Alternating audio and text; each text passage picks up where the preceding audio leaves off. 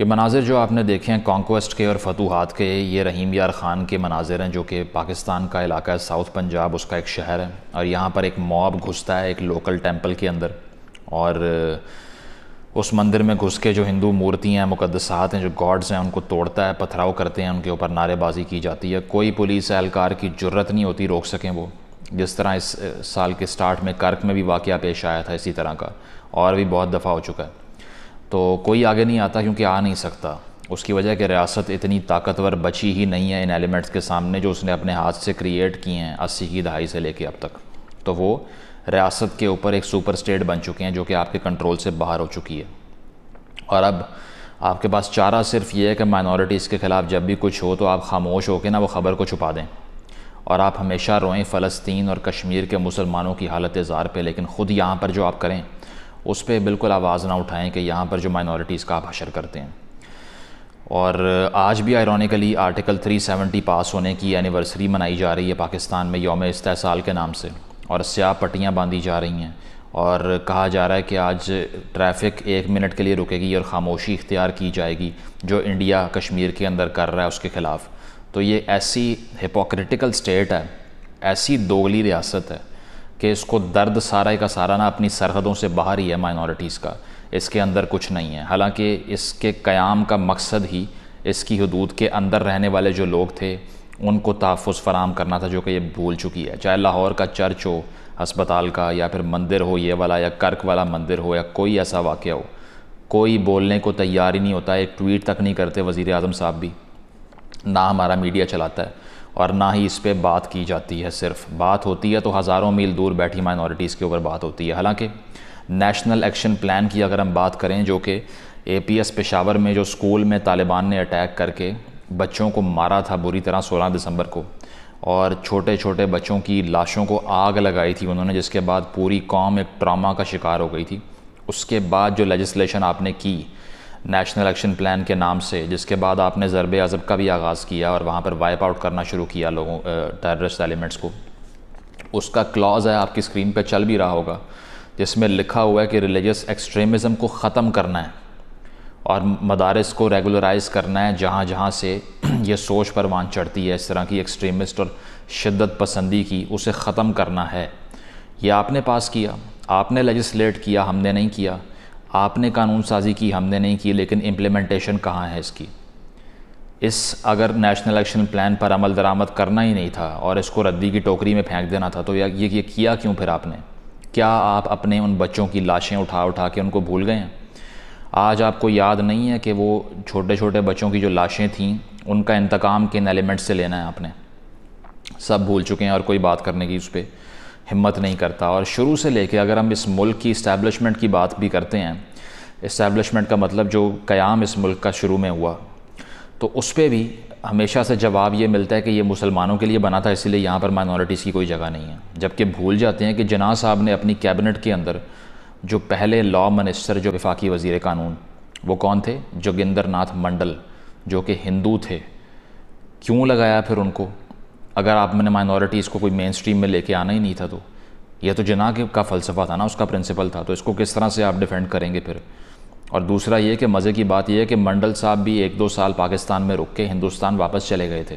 انہوں نے دیکھ لیا تھا کہ آگے آ کے یہی ہونا ہے یہاں پر،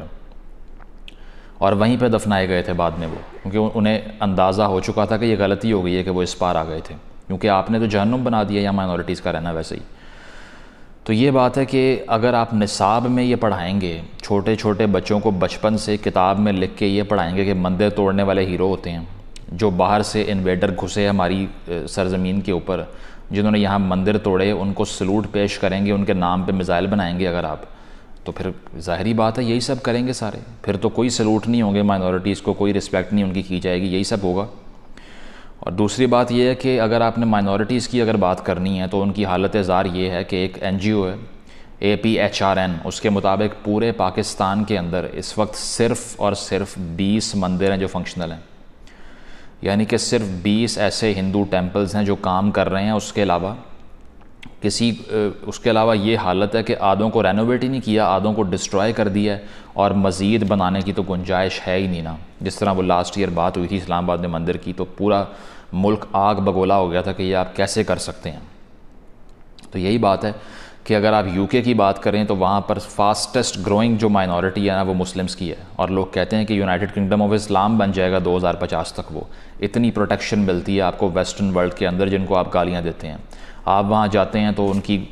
خواتین سے شادیاں بھی کرتے ہیں، وہاں بچے بھی پیدا کرتے ہیں، نیشنلٹی آپ کو ملتی ہے، رسپیکٹ آپ کو کی جاتی ہے، کاروبار کرنے کی پرمیشن ملتی ہے، اور اپنے آئیڈیاز کو پروموٹ کرنے کی پرمیشن ملتی ہے. مساجد وہ آپ لوگوں کو بنا کر دیتے ہیں، اور وہاں پر اتنا تحفظ فراہم کرتے ہیں کہ آپ آسانی سے وہاں زندگی بسر کرتے ہیں، زندگی کو خطرہ لاحق نہیں ہوتا. اور اس کے کانٹرری آپ کے اپنے ممالک میں جو مائنورٹیز ہیں ان کو آپ کتنی آزادی دے رہے ہیں. کس قدر یہ دوہرا اور دوگلا معیار ہے ہمارا کہ ہم نے ویسٹرن لبرل ڈیموکریسیز کے لبرلزم سے، سیکولرزم سے فائدہ اٹھا لینا ہوتا ہے، لیکن یہاں پر ہم نے سیکولرزم کا لفظ استعمال نہیں کرنا کیونکہ یہاں ہمیں کنٹرول چاہیے. ہندوستان کی جو جمعیت علماء اسلام والی پارٹی ہے یا جمعیت علماء ہند جو پارٹی ہے وہ کہتی ہے سیکولرزم کے دفاع کے لیے خون کا آخری قطرہ بھی لگا دیں گے، اور یہاں والی جو جماعت ہے وہ کہتی ہے کہ سیکولرزم کو روکنے کے لیے آخری قطرہ بھی لگا دیں گے، کیونکہ وہاں پر آپ کو مائنورٹی پروٹیکشن چاہیے اس لیے، اور یہاں پہ آپ میجورٹی ہیں تو آپ جو مرضی کرتی پھریں، اور عالمی کمیونٹی بھی اس پہ کچھ نہیں کر سکتی. تو بات یہ ہے کہ وہ کارل پاپر ایک فلاسفر تھا، پولیٹیکل سائنٹسٹ تھا، تو اس کی تھیوری ہے پروٹیکشن پرنسپل کی، جس میں وہ بات کرتا ہے کہ صرف ایک جو میجورٹی ہے یا اکثریت ہے اس کے ووٹ سے ایک حکومت اگر بن گئی ہے تو وہ حکومت لیگل نہیں ہو سکتی. صرف اتنا کافی نہیں ہے کہ اگر ایک اکثریت نے، ایک ملک کی میجورٹی نے ایک بندے کو ووٹ دے کے اوپر بٹھا دیا ہے تو اس کا یہ مطلب نہیں ہے کہ وہ لیگل اور لیجیٹیمیٹ گورنمنٹ ہے. اگر آپ نے کسی حکومت کی لیگیلٹی، کسی حکومت کی قانونی ہونے کا معیار چیک کرنا ہے تو اس کا صرف ایک ہی معیار ہے کہ how it has protected the week.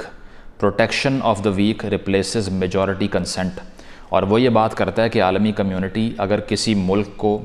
Recognise کرتی ہے تو اس سے پہلے صرف یہ دیکھ لے کہ وہاں پر مائنورٹیز کے ساتھ سلوک کیا جا رہا ہے. اگر برا سلوک ہو رہا ہے تو چاہے ادھر کی حکومت کو 2/3 اکثریت سے ووٹ پڑے ہیں اس کے خلاف ہو جانا چاہیے، اس کو ماننے سے انکار کر دینا چاہیے، اور اس کو پریشر ڈال کے آئسولیٹ کر دو.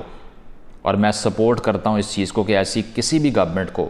چاہے وہ ہندوستان میں ہے یا وہ پاکستان میں آئی ہوئی ہے یا کہیں بھی آئی ہوئی ہے، جو کہ کمزور طبقوں کو، کمزور حلقوں کو تحفظ فراہم نہیں کر پا رہی، اس کے رہنے کا کوئی مقصد نہیں بنتا. اس کے پاس کوئی مورل اتھارٹی نہیں ہے آگے بڑھنے کی اور کام کرتے رہنے کی، کیونکہ اس نے جو سوسائٹی کے سب سے کمزور حلقے ہیں، چاہے وہ خواتین ہوں، چاہے وہ مائنورٹیز ہوں، ریلیجس ایتھنک مائنورٹیز ہوں، کوئی بھی ہوں، اگر وہ ان کو تحفظ فراہم کرنے میں ناکام ہو گئی ہے تو ایسی حکومت کو چلتا کرنا چاہیے سب سے پہلے، کیونکہ اس نے اپنی بیسک ڈیوٹی ہی پوری نہیں کی. تو آج پاکستان کے جو شہری ہیں ان کو جب بھی تکلیف ہوتی ہے تو 1000 میل دور فلسطین کی ہوتی ہے یا یورپ میں اسلاموفوبیا کی ہوتی ہے، لیکن اپنے ملک میں بیٹھی ہوئی، بیک یارڈ میں بیٹھی ہوئی اقلیتوں کی بات کرنے پہ وہ رضامند نہیں ہوتے اور اس طرف دھیان دینے کو تیار ہی نہیں ہے کبھی بھی. آپ کو اگر کوئی بھی بندہ فلسطین پہ روتا ہوا نظر آئے نا تو آپ سمجھ لیں کہ وہ ایک نمبر کا جھوٹا اور ہیپوکرائٹ انسان ہے اگر وہ ہمارے ملک میں بیٹھی ہوئی مائنورٹیز کی بات نہیں کر رہا تو. اور آنے والے دنوں میں جس طرح سے دنیا آگے بڑھ رہی ہے تو آپ پہ سینکشنز لگیں گی، آپ پہ بین لگیں گے ہر جگہ پہ. آپ FATF کی گرے لسٹ میں بیٹھے ہوئے ہیں. ابھی ریسنٹلی یورپی یونین نے GSP+ سٹیٹس جو آپ کو دیتے ہیں، جس میں وہ ٹیکس معاف کرتے ہیں آپ کی برآمدات کا، اس پہ انہوں نے کہا ہے کہ ذرا نظر ثانی کریں، کیونکہ یہ اپنی مائنورٹیز کا جو حال کر رہے ہیں وہاں بیٹھے ہوئے، تو ہم کیوں سپورٹ کر رہے ہیں پاکستان کو، اور ہو سکتا ہے کہ آگے جا کے وہ GSP ختم کر دیں آپ کا، اور اتنا بڑا آپ کے اوپر ایک جو ہے نا وہ سلیپ ہوگا یہ ٹریڈ کے لحاظ سے کہ آپ جو لاکھوں کروڑوں ڈالر کماتے ہیں وہاں سے وہ سب بند ہو جائے گا. تو آپ یہ کام زیادہ دیر تک نہیں کر سکتے اور نہ ہی دنیا زیادہ دیر تک اس کو برداشت کرے گی. اس کا جواب یہ نہیں ہے کہ وہ دیکھو ہندوستان میں بھی تو ہو رہا ہے، وہ دیکھو مودی بھی تو کر رہا ہے، وہ دیکھو امریکہ میں بھی تو ہوتا ہے اس طرح سے اسلاموفوبیا، وہ دیکھو وہاں بھی تو ہوتا ہے، اس کی بات کیوں نہیں کرتے، اس کی بات کیوں نہیں کرتے. یہ اس کا جواب نہیں ہے، یہ ایڈ ہومینم اپروچ ہے. اس کا جواب صرف اور صرف یہ ہے کہ آپ نے اپنے ملک کی جو اسٹیبلشمنٹ ہے، جو اپنے ملک کا قیام ہے، اس سے آپ کا تعلق ہے اور آپ نے وہ دیکھنا ہے کہ وہ کتنا تحفظ فراہم کر رہی ہے مائنورٹیز کو. کیونکہ پاکستان کی جو گورنمنٹ ہے اس کے قیام کا مقصد یہاں کے شہریوں کی ویل بینگ تھا. امریکہ میں اسلاموفوبیا یا ہندوستان میں رونا ان کا مقصد نہیں تھا. تو یہ چیز ہے کہ آپ کتنی دیر تک یہ کام کر لیں گے. یہ پاسبل نہیں ہے کہ آپ اسی طرح مائنورٹیز کو کرش کرتے جائیں اور کوئی ایکشن نہ ہو. ان تمام ایلیمنٹس نے جنہوں نے اس مندر کو توڑا ہے, FIRs ہو جائیں گی, مقدمے ہو جائیں گے, لیکن اس سوچ کو ختم کرنے کے لیے کیا کرنا ہے؟ نصاب بدلنا پڑے گا